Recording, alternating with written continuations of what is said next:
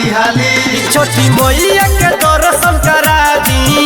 चली हाली हाली सैया हाली हाली घाटे सजल जिला मोतिहारी इहवा के पंडाल होला भारी तनी दे ध्यान दौड़ बतिया अंधा को कही के घाट पर घुमा दी। चली हाली हाली सैया हाली हाली छोटी मैया के दर्शन करा दी। चली हाली हाली सैया हाली हाली छोटी मैया के दर्शन करा दी। छोटी मैया के दर्शन करा दी।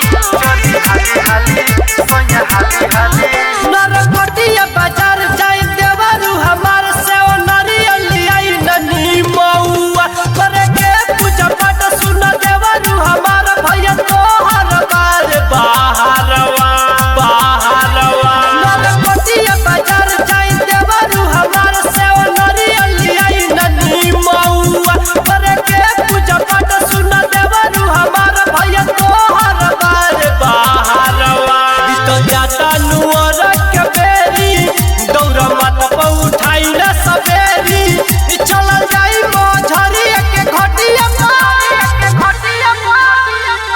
अंदर को कही के घाट पर घुमा दी।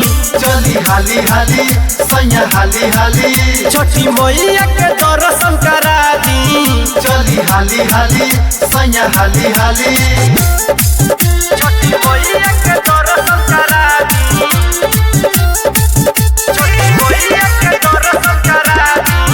चली हाली हाली सैया हाली हाली रेक्टर बीज दीवाना देउर बात हमर मानी सैया सामू भजपुरिया संगे चली ना रंजीत के अकेला लागल बटे हमरा बबुआ के कोरा उठाली ना रेक्टर बीज दीवाना देउर बात हमर मानी सैया सामू भजपुरिया संगे चली ना रंजीत के अकेला लागल बटे हमरा बबुआ के कोरा उठाली ना घाटे सजल जिला मोतिहारी इहवा के पंडाल होला भारी तनी दे ध्यान दौड़ बतिया